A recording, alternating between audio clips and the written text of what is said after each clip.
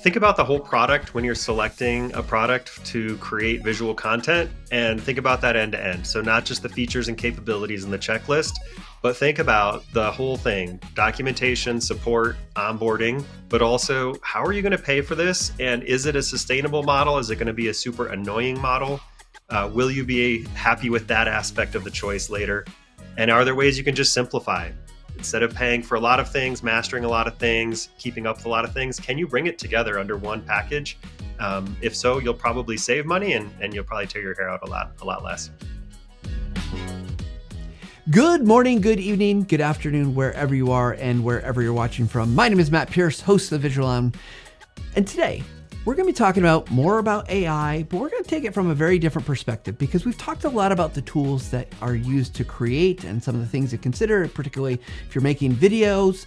But today I want to talk about the other side of things, that as you go through selecting tools, there's a lot of decisions that need to be made, and that decision process can vary depending on the cost, depending on the outcome, and all the considerations that go into that. And so we've got a great guest today. Daniel Foster from TechSmith, our director of monetization, is here. He's going to be talking about some of these decisions because he is an AI geek. He thinks about the video stuff and the cost stuff because, you know what, that's what you do when you're thinking about how can we survive on the things that we're doing. So with that said, let me go ahead and introduce Daniel Foster.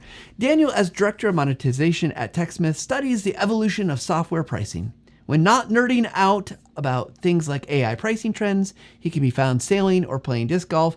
And I'm pretty sure he's also playing Settlers of Catan. With that said, please welcome Daniel Foster. Thank you very much, Matt. Glad to be on your show. Yeah, Daniel, it's always great to have you. I'm sure you're still playing Catan, right? Indeed. Yeah, we just played Seafarers, and my new son-in-law, my daughter just got married, came and joined us. So it was a really fun family time. I did not win, sadly. Congratulations and sorry for your loss. Well, Daniel, before we jump into this heavier topic about buying AI tools and looking at all the structures there, I'm curious, what's one tip you would give our audience about using images or video in their work? Because, you know, that's something that I think you've done a lot of in your career and at TechSmith and before. Yeah, I spent a lot of time as a copywriter at TechSmith, and one of the things that I told a lot of technical communicator audiences many times is think like a marketer. And it's what I mean by that, because I started in marketing, is just think about how to make it really concise, really eye-grabbing, and something that like it rewards the person's attention. Like even at work, when you're doing internal communication, friends, it's the attention economy. And when you post something on Slack or in an email, it's going to get read if it's more visual, more concise, at a glance, digestible. So just try to think like that. I love that. And our one of our previous guests, Mike Taylor, who does a lot in the learning development space, he has a book now, Think Like a Marketer. So That's we're dovetailing perfectly. Love it. Okay. Love it. Well, Daniel, this is a little bit of a different conversation because we've talked a lot about tools or practical approaches to using AI in the kind of video creation work or image creation work. But you've got some thoughts about like kind of the pricing experience, the buying experience can really affect your outcome. So set us up here. What is it that you think is so important that we should have this conversation? Yeah, well, I think I would go back to if I'm just talking to someone who's a creator, right? And they're thinking about how do I serve this need of getting the right tools, the right platforms in place. I would encourage them to think about the features and functions. Of course, they already are, right? And that's the checklist. And you're going through, does it have these features? Can it do these things? Everyone sort of starts there. And I think what often gets set to the side a little bit are some of the softer things that matter a lot. I mean, obvious ones that we talk about a lot are like documentation and support. Right? Like, okay, so great, it's a tool. Can you actually use it? Can you actually use it to do the things you're trying to do? If you run into problems or get stuck, will someone help you? And I think equally, just especially in this kind of day and age of AI, equally relevant to the product experience is how are you paying for it? And I think whether you're an individual creator kind of on your own, paying out of your own pocket, obviously you're going to want to think about that. Is this sustainable? Can I actually create the things I need to create at the volume I'm doing it? And if you're in an environment like we are at TechSmith, not a large company, 300-ish person, but you have to get things approved, you need to be able to explain to your boss, how much is this going to cost? And I think where we are right now is that's really challenged by some of the models out there around AI pricing and packaging. Well, I've definitely seen that. I'm just going to say, as I have my personal account that I pay for, and it kind of hurts me every time I see that statement withdrawn. But I also see creators who are doing a lot of different accounts, and it is a crazy world right now. It feels like wild wild west. And I would say I've also noticed that a lot of AI tools, I have to be really mindful about what's the model, because I don't know. I don't always. It's not always clear to me. So what are the models that you're seeing that are kind of popping up right now? But and I know we're still in a day and age where this could all change. But for you, what's kind of standing out to you in terms of how most typical tools are approaching it? Yeah, and it is changing, and it's been interesting because part of my job is watching like what our competitors are doing, and what I've been seeing is that they change a lot. Like no one's figured this out yet permanently. But when you talk to people who are also nerding out about monetization, like I get to do as part of my job, they're sort of saying, look, the SaaS age, subscription, software as a service, kind of pay per seat, per user, per year, or per month. Some of them are like, that's long in the tooth, and we're writing the obituary. I think it's too soon for that. I don't think that's where we are, but I do think that there are some new models that we're seeing. So one is sort of pay for usage, and that's not all that new. When the cloud compute started, right? You would just be like, I'm paying for as I use. That's what I pay for, often with some like baseline fee as well. And then there's this sort of out there model that people are talking about. A few people are getting press for having adopted it, not so much in the video and content creation space, but elsewhere, which is pay for outcomes. And the idea there, one that actually has shipped is one of the help desk kinds of customer support, customer service platforms. They're like, what we're going to do is charge you per resolution. So when a customer is able to get their problem solved without having to use, human labor, then you pay us. But until that happens, until that's actually resolved, you don't pay us. So really interesting model. I think it's a interesting thought exercise for one to think about how does that apply to videos, right? And for one thing, I think that also gets all of us thinking really honestly about, well, what is the desired outcome of that video? If I were paying for the outcome, what would I be willing to pay for? And I don't, like I said, I think that's like really far out. We're not there yet, and we may never get there in content creation. But I do think it gets us asking the right questions, which is, what is the value that I'm really deriving from this tool or platform? Yeah. So if I'm listening to this podcast and saying like, oh, gosh, well, I'm just a content creator. Like I'm not making all the decisions at my company. They're going to tell me that I can use Gemini, and I can use this, or I can use VO3, or I can use, so like someone else might be making that decision for someone listening to this. What suggestions or advice would you give you? Because again, there's this evaluation process, and maybe they're going to give some input, which I imagine that does happen from a team level. What things should we start taking like into consideration today that might help me make a better decision so that I can get the things that I need? Because I think that's the problem I'm experiencing again personally when I look at like, should I use Claude? Should I use Gemini? Should I use ChatGPT? Should I use I'm unless I'm not watching every video on LinkedIn that comes up from every person who talks about AI. I'm just saying, like, I got one. I'm sticking with it. Should I? Like, so I'm curious what your thoughts are and help us shaping how we can make better decisions here. So, and I've spent the most time looking at sort of our space, like TechSmith space. So video creation, and think about AI, enabled video creation. And what has happened recently is that a number of the players have actually moved away from a very simple kind of plan-based approach, where you're like, I'm on the junior one, I'm on the mid one, I'm on the top one, and I know what I'm going to pay per month. And instead, they've gone to this model where you're paying a base rate plus you're consuming credits. And so just to make this easier to grok onto, Descript is one. So Descript moved just recently. They now have two currencies. So if you want to use Descript, you have to keep track of your media credits, which is every time you generate anything, you're consuming those, and then your AI credits. Anytime you're using AI, you're also using some number of those credits, but it totally depends on what you're doing. So imagine, Matt, if you're using, Perplexity or ChatGPT, and it's like, well, if you do this kind of question, it's going to charge you this amount. if you create an image, it's going to charge you this amount. Or if you make a document, it's going to charge you that amount. Like, how would you navigate that? And so I think that the reason we're seeing this real complexity enter the system is because behind the scenes, the people that are like the financial people at these companies, they want to be able to swap in and out different providers. Those costs are changing. They're trying to make it predictable for the company. The challenge is it's not predictable for the user. And I think that's a real trap that folks should be kind of aware of and think about. Like, as you're looking at different platforms, think about how you're going to be able to tell your boss or yourself, future you, how much is this going to cost in 6 months? And if the answer is like, I need a calculator and a spreadsheet, and I need to reference all of these complex tables, that's part of the cost of this application you're using that is unseen, but it's real. All that overhead. Yeah, it feels like in that scenario, and I'd not thought about the complexity of a credit-based system, right? I've seen it, obviously, but it does feel like it becomes a barrier because you're always worried about the next thing, especially if you have a finite resource, which I think all of us do.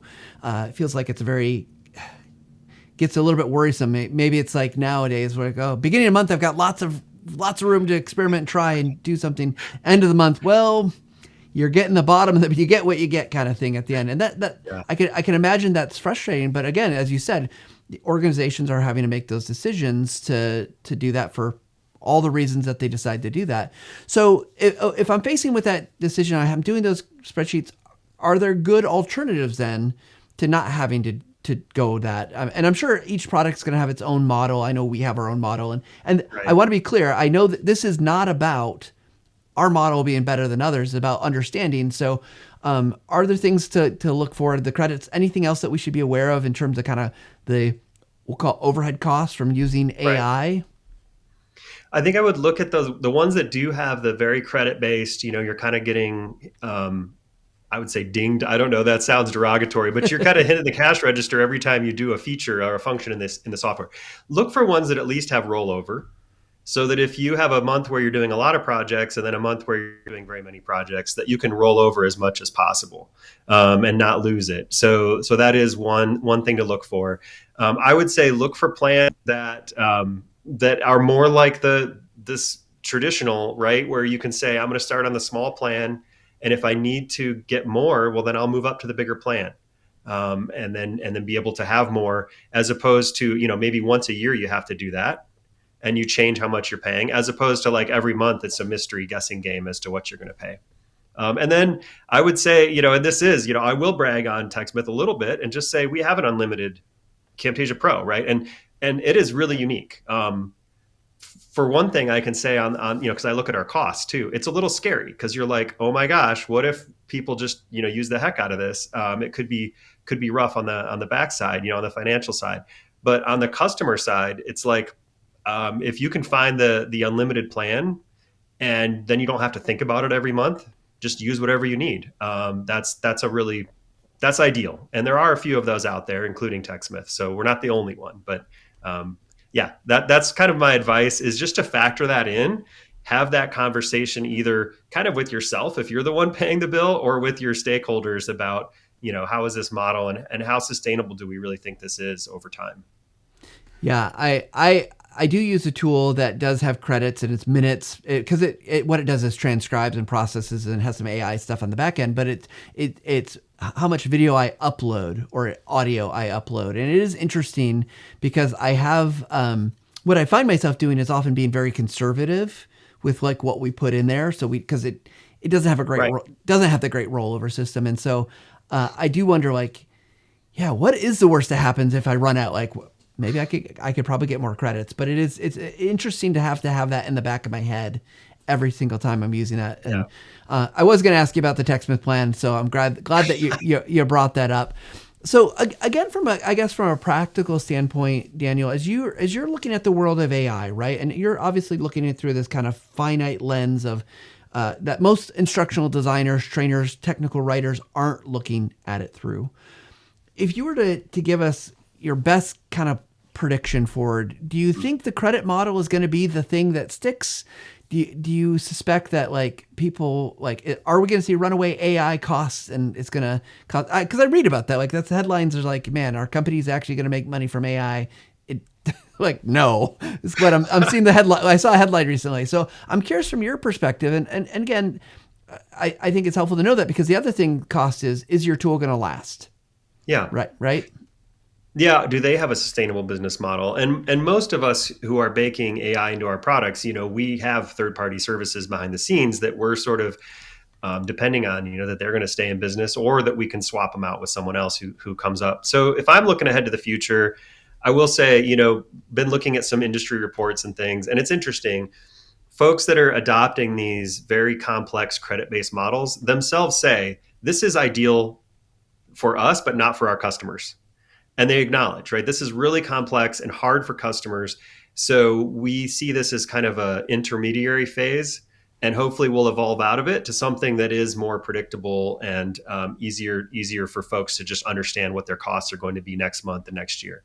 So I do think that's the trend. Is it's going to go towards more simplified models, trying to hold on to our simplified models, so that we can just sort of skate to where the puck is going on that.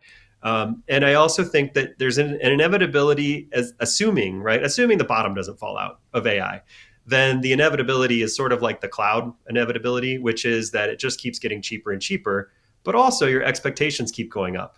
And so I like to frame this for people as, is avatar generation going to get cheaper? Stock avatars, right? Well, yes, of course, because all the tech, there'll be more competitive environments, to do the GPUs and have the infrastructure, all that.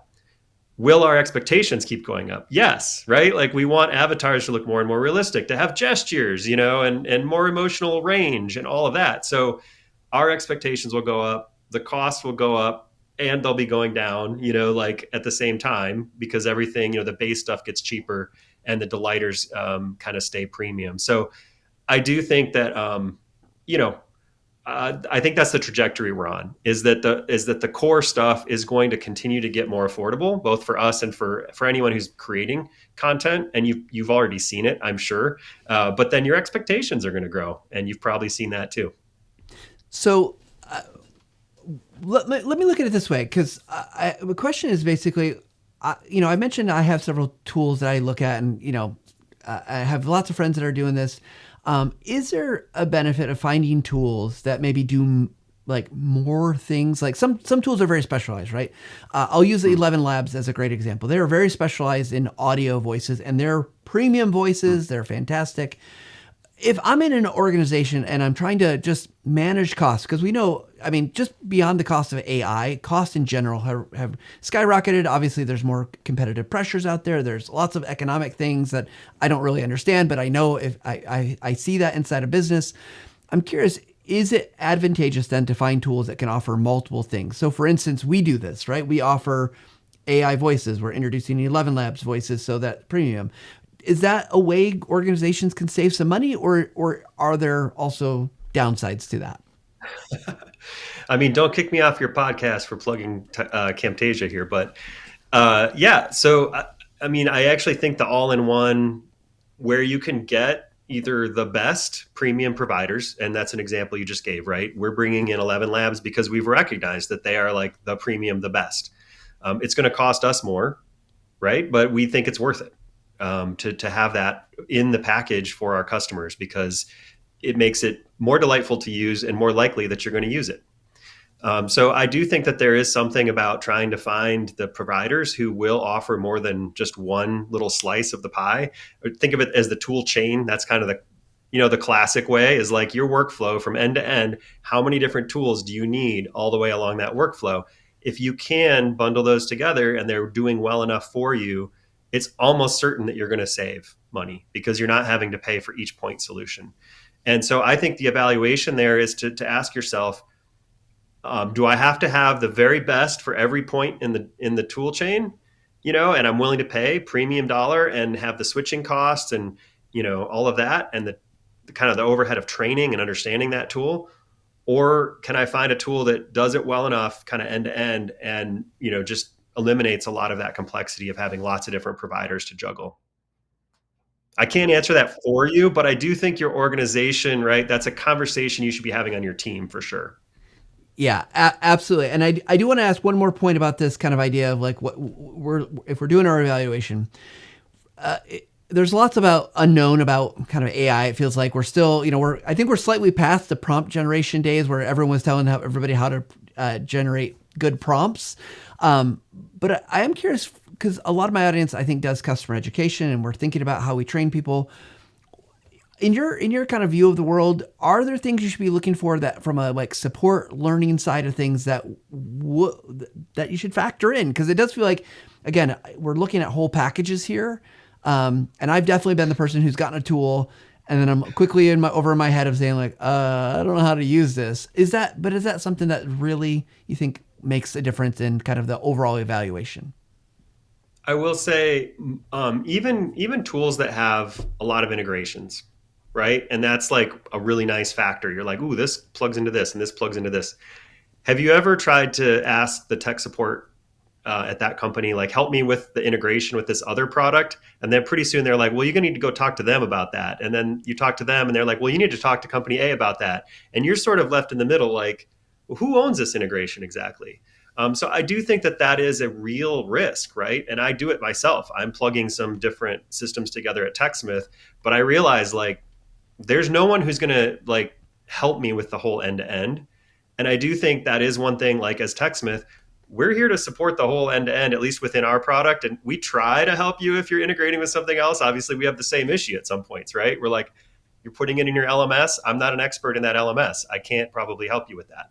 But as far as like end to end of script generation, doing voices, doing avatars, doing editing, bringing in clips, all of that, because it's all in the TechSmith package, we're going to help you, with content and then with, any sort of like back and forth, questions you have, because we own the whole thing and we're going to stand behind it. So I think that is another kind of intangible, if you will, but certainly an important aspect to consider.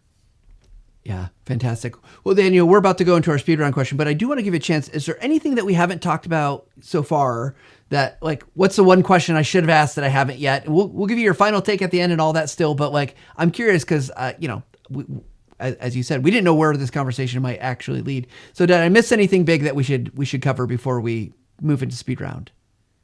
Well, I think people are still figuring out a lot of the value of AI for video creation and what are the most popular pieces. I spend a lot of time looking at our own usage behind the scenes. And so if you ask me, what is the most popular form of AI in our package today, it's easy. It's voices.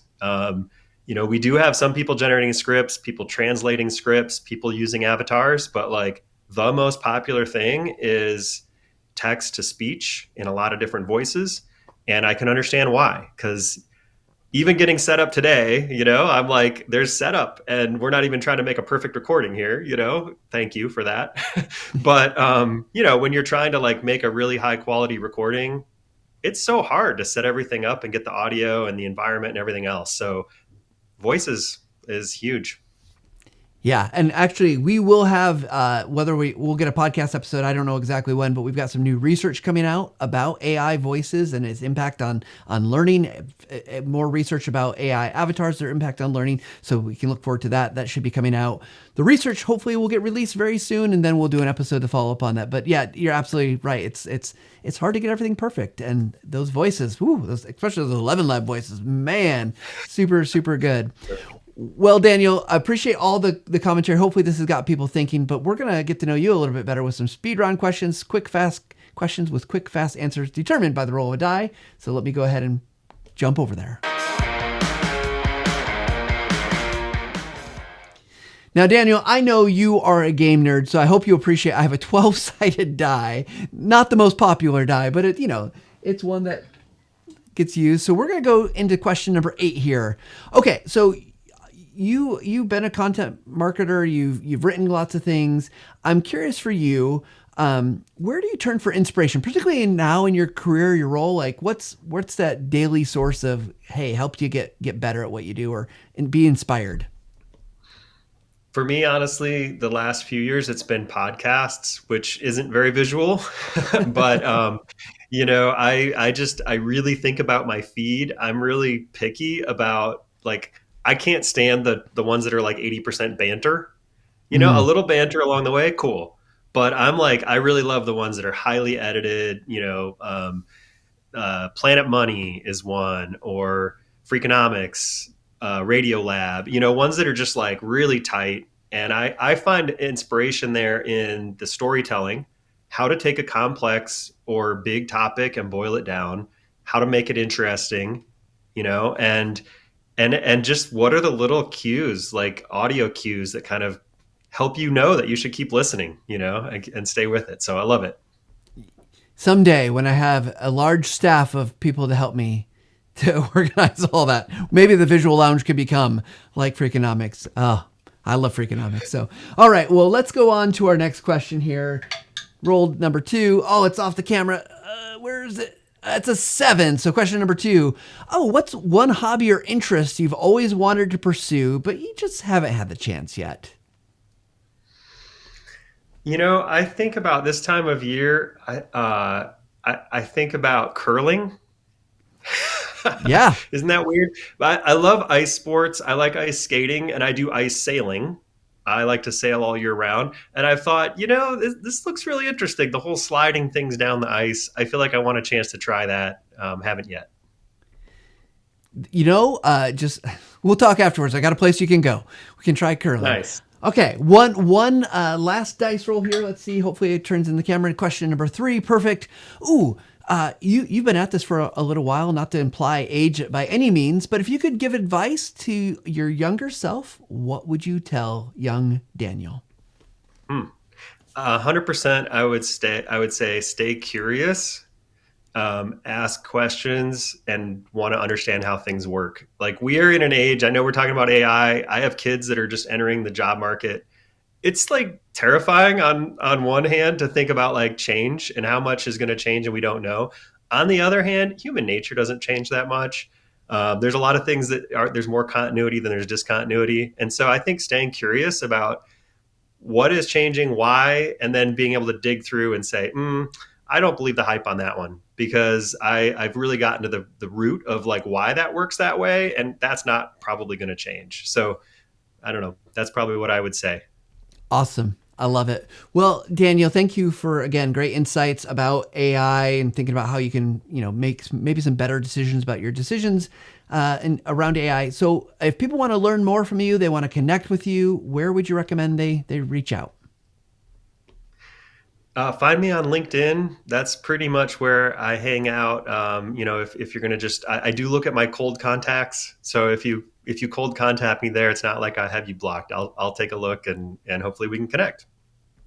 Perfect. And I'd recommend everyone go. Daniel is a wealth of information, so you can always ask him the hard. You can ask him the hard questions. He's used to it. He's really good with that. Well, Daniel, as we wrap up our show, we like to give our guests a chance to kind of just share a summary. So, what is your final take? Think about the whole product when you're selecting a product to create visual content, and think about that end to end. So not just the features and capabilities in the checklist, but think about the whole thing: documentation, support, onboarding, but also how are you going to pay for this? And is it a sustainable model? Is it going to be a super annoying model? Will you be happy with that aspect of the choice later? And are there ways you can just simplify? Instead of paying for a lot of things, mastering a lot of things, keeping up with a lot of things, can you bring it together under one package? If so, you'll probably save money, and you'll probably tear your hair out a lot less. Perfect. Well, Daniel, thank you for joining me in the Visual Lounge. Happy to. Always glad to talk with Matt. Absolutely. All right, everybody, you heard it. Like, we're talking about whole product decisions, and AI happens to be the thing kind of du jour. But, this goes to lots of decisions, whether you're looking at LMSs or other systems, whatever it might be. Thinking about the whole package is really critical, right? Because it's going to allow you to get the things that you need and make the decisions that you need to make better so that you can be accountable for the costs, right? That's going to help elevate you, make you better, more valuable when you understand those things. Whether you just think, oh, I'm just a trainer, I'm just making instructional content, I'm just writing technical documentation.